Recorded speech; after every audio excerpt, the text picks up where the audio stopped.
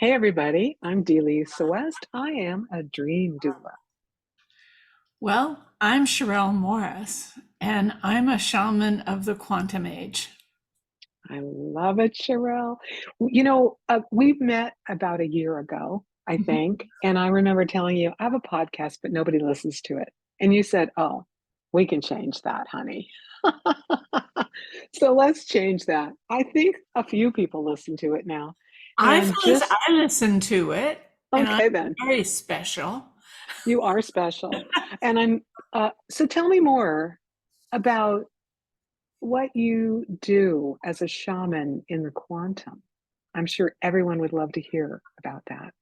Um, I was trained, was sort of my second path in spirituality.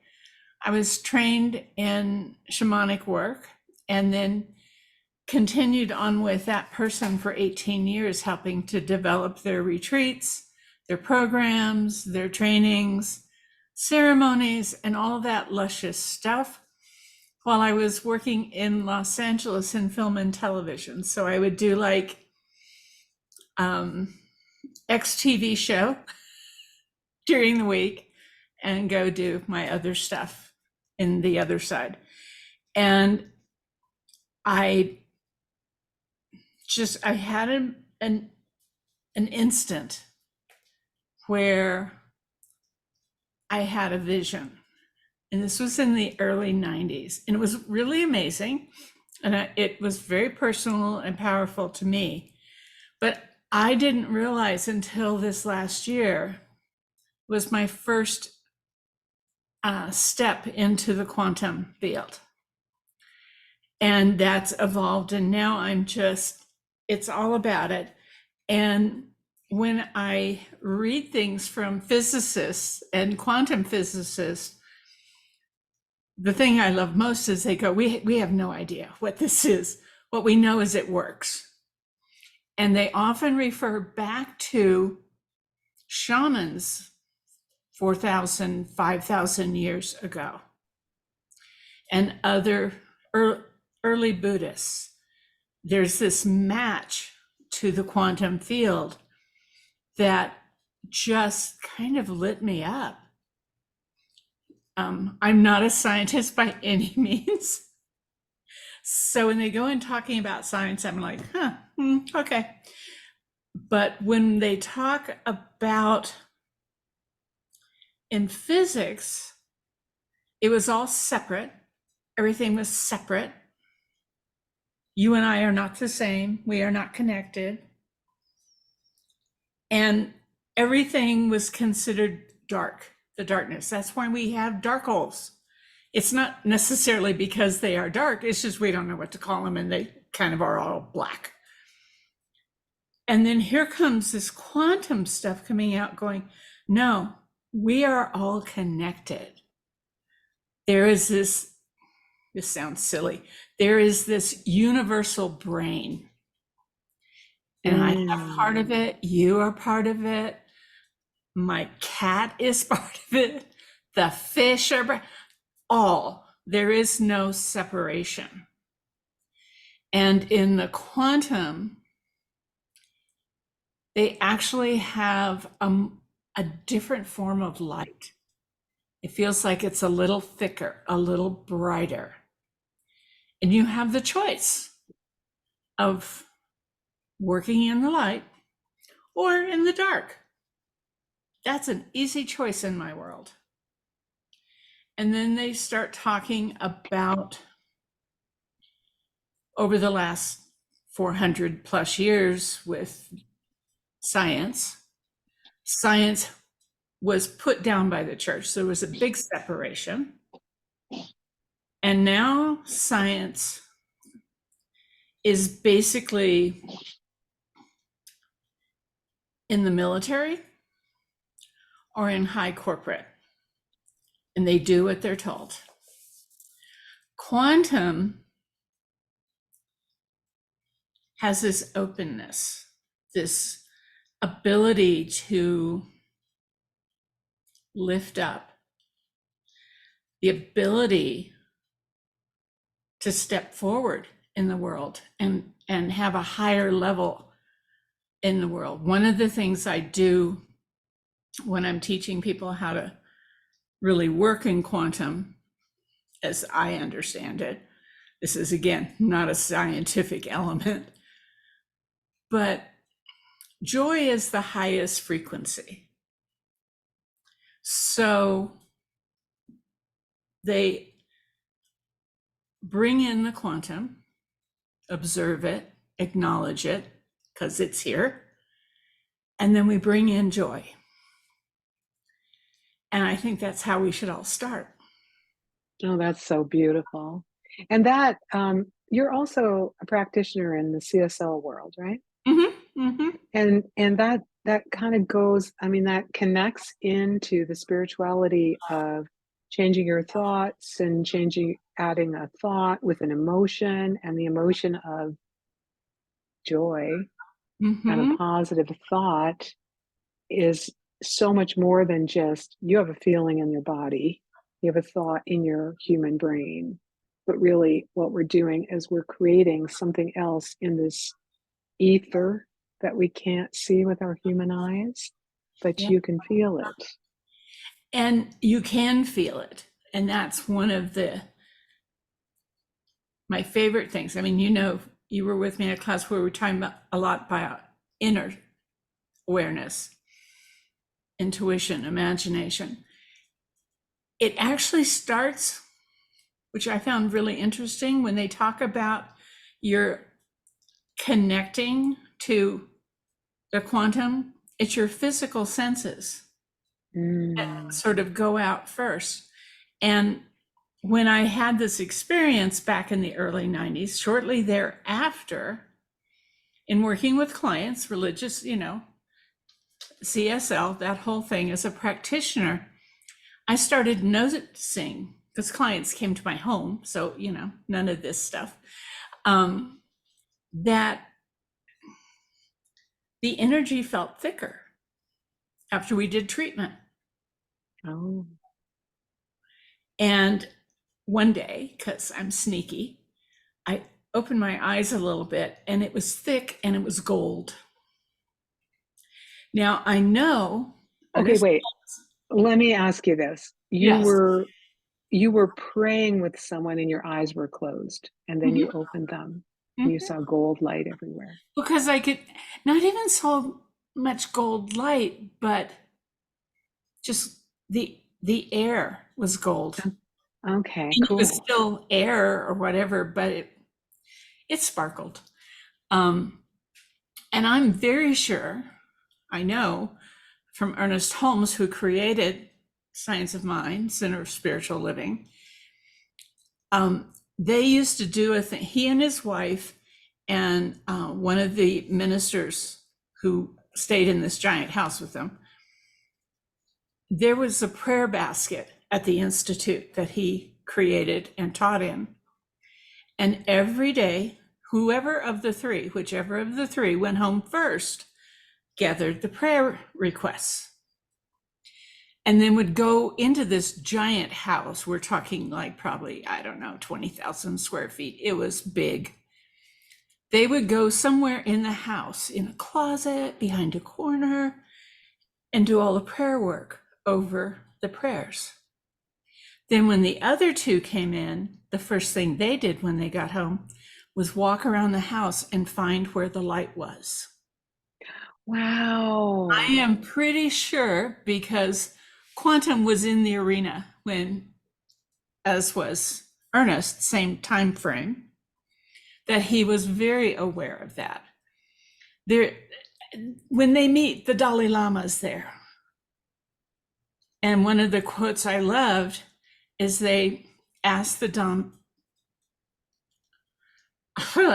Dalai Lama what, if anything, was missing. And he's, so you're very good at understanding the outer quantum.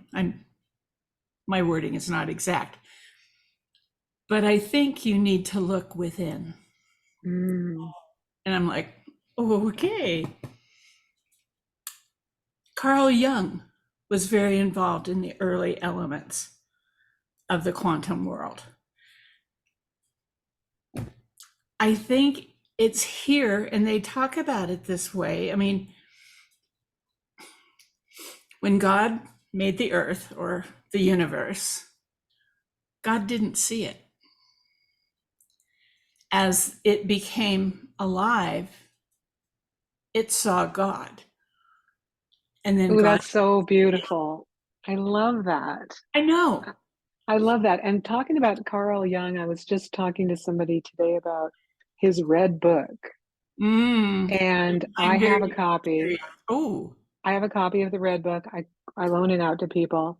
And I think because he was so spiritual that people thought maybe he had gone a little bit mad when he was alive.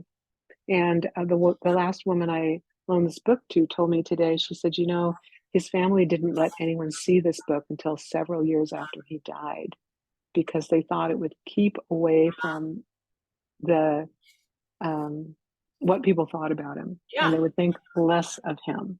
Mm-hmm. Mm-hmm. Yeah.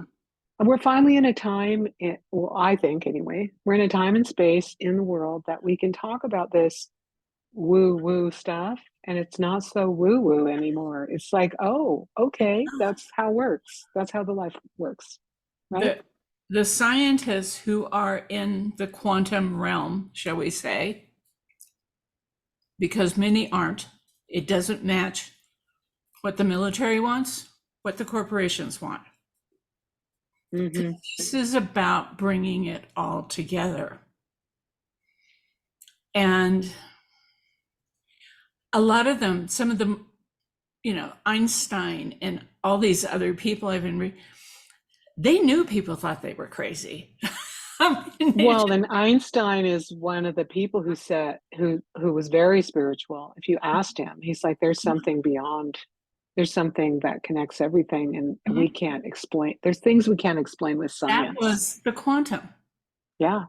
That was that element. And um, I used to just with, taking clients into the quantum, I did, because it's how I saw it from when I first was there. I was kind of on the edge of the universe in the middle of a meditation, and I'm in the wrong part of our universe. And so for a while, it was like there was this journey and it was beautiful and it's in space and sparkly. And in this last year, it's like, it's actually right here. Mm. We don't have to go anywhere. We are there. But I have my clients acknowledge it, to be observing, to Do be you think you could in their take conscious. us? You Hmm? could take us. Do you think you could take us into the quantum on this podcast recording so people could get Sure, a little taste of what it's sure. like? Yeah. Let's do it. Let's take All them right. somewhere fun. Then it'll turn into Well, an experience rather than just thoughts about it. yeah. Yeah. You Okay. just you just relax. Close your eyes, just kind of let it all go. I want you to notice if something around you, the air, the sounds, what it feels like to touch your desk. I want you to notice if you sense something a little different. If you don't, that's fine. I want you to imagine something just a little different. Like I said, I felt like the air was thicker. The energy around me was thicker. I think for some, we may have a taste in our mouth that changes. The important part of our journey is being willing to acknowledge the quantum field is where you are. It's in you, it's around you.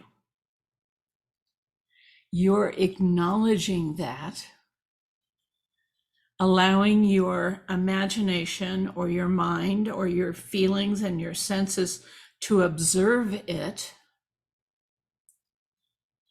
brings it so it sees you. It's kind of like God and the universe. And just let it be. Don't get stressed out if you're not feeling or hearing or sensing something. That's fine. Just let it be. And in the acknowledgement of it, notice how you feel in your inner knowingness right now.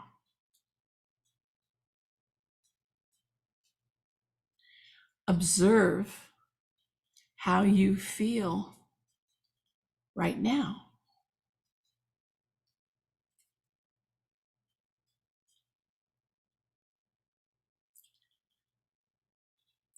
Consider being one with all that is. We talk a lot about being one. Let yourself imagine what that feels like.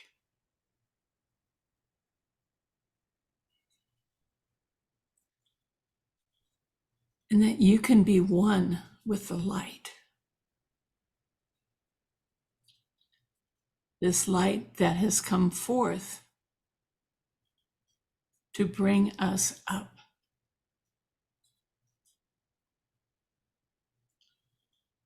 That oneness, which is the truth of you and of me, of D.Lisa, of our animals and our pets and our friends and the trees, the clouds, everything. Just let yourself feel it. And notice that maybe it's just around you, you feel a little bit more alive. Maybe the sun feels a bit brighter.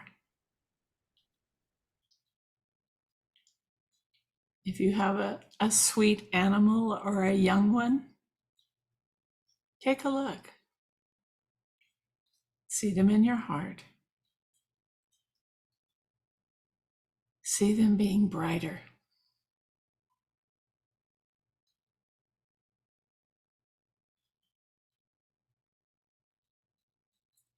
And just let that energy settle within you.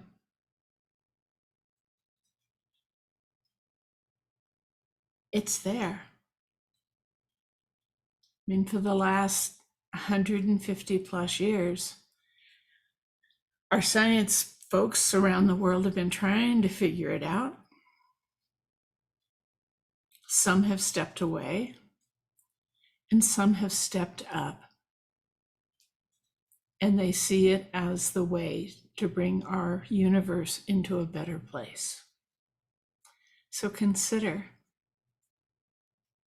acknowledging the quantum when you think about it. Realize everything you're seeing is observing the quantum. And have fun. Open your eyes when you're ready, or leave them closed and see it anyway. I should have warned people if they're listening while driving to not do this exercise. Oh yeah. Years ago, when I was working with Lynn Andrews, it was around December. She was in LA because a friend and I, who did most of the artwork or weird artwork for the shamanic work, we're having this showing at an art studio. So she had come to open it because we were opening it on winter solstice. And then her book company got her on a radio show, a major Los Angeles 4 PM radio show. to do a solstice ceremony. And we were excited and we were all set. And kind of at the same time, we looked and went, wait a minute, most of these people are driving. All that close your eyes stuff has to go. I mean, and we did. We were very careful with it. And we kind of, yes. And we were actually, if you're in a car, don't do it like we say. Just enjoy it. I'll put a warning. I'll put a warning in the show notes, but hopefully they'll listen. Now, tell us a little bit about how people can study with you, because I know that you can help people move clouds and walk on mud without leaving footprints. So if Yeah. you want to be in the magical realm of working with the quantum, Charel's your person. Yeah. My favorite new thing, I may have not told you about that. I have a friend and client on the East Coast up north. And during the winter crazy snowstorms, she called and said, can you do something? And I was with my group, my Monday group. And we were working on energy to put together. And I decided she probably needed a fire dragon. And I have never, that's never crossed my mind before. So we sent fire dragons off, and I got a note back from her, and she goes, all the electricals coming on sooner than it was. It's great. Everything was fine. But late last night, I had to remove blankets from my bed. It was just too hot. And I'm like, okay, note to self, only send one fire dragon at a time until you understand what you're doing. It's easy to reach me. I give you my contact information for setting up a call with me. I'm doing a simple 3-session program. It's got a cute title because we're doing it mainly around the church, although I'm inviting other people. And there'll be one session on September 5th on Tuesday at 4:00 Pacific time, where you're going to go meet your quantum self, as it were. Then in the second session, the following Tuesday, you're going to meet your power animal. Now, once you have your power animal and you have your quantum self, you can pretty much do anything. But you should take it slow. And then we'll do a third session on the third Tuesday. A lot about how to work and why having a power animal is a good thing. And we'll also get images of your power animal. They're more contained than the ones that D.Lisa got. Yes. But I like that. That is beautiful. And then the Monday night, when you're playing with the quantum, is that open to anyone? Yes, it is.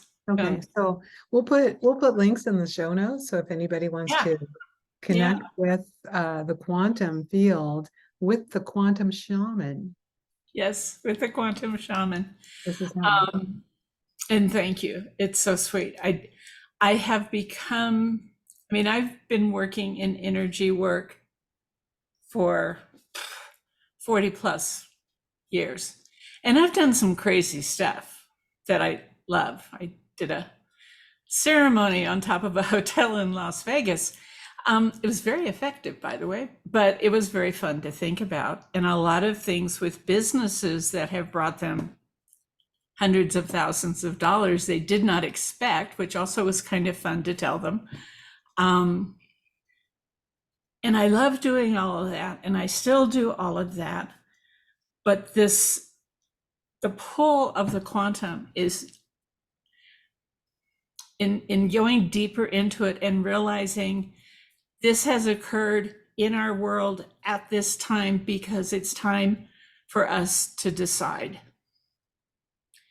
Because we thought hundreds of years ago that humans were the ones who should take care of everything.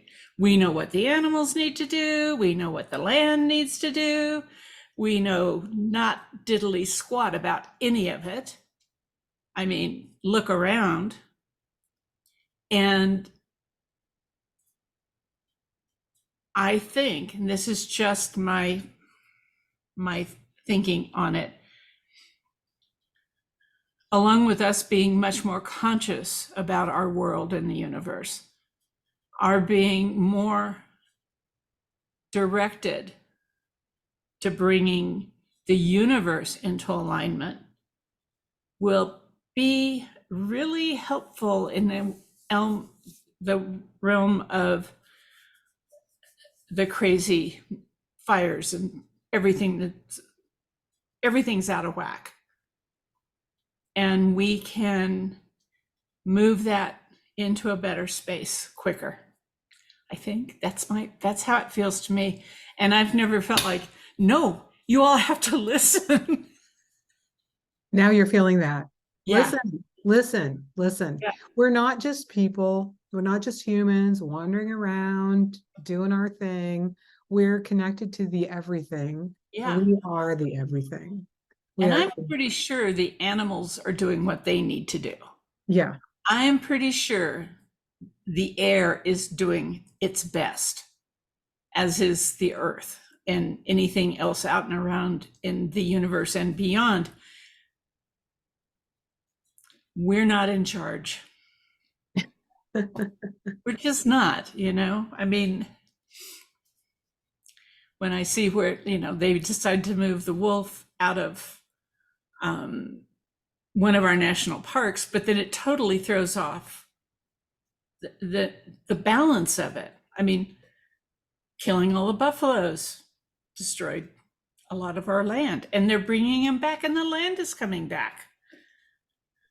It's beautiful to see what happens when people, have you ever seen that movie, The Biggest Little Farm?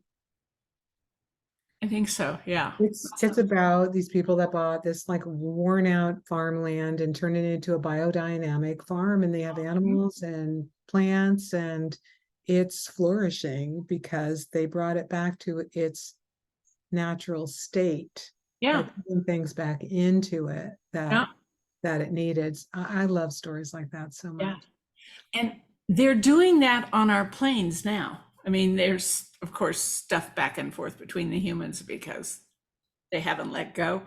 But even when they just brought buffalo back, when the natives brought buffalo back, no one expected all these little plants and little things and little flying things would come back with it. And because we let this go, this is from a radio show I heard long, long ago. Because of the disappearance of the buffalo, we brought in cattle from Europe that don't want to be here. They had to start giving them shots of stuff back in the 1700s. They couldn't survive here. I didn't know that. But, we stuck enough drugs in them apparently.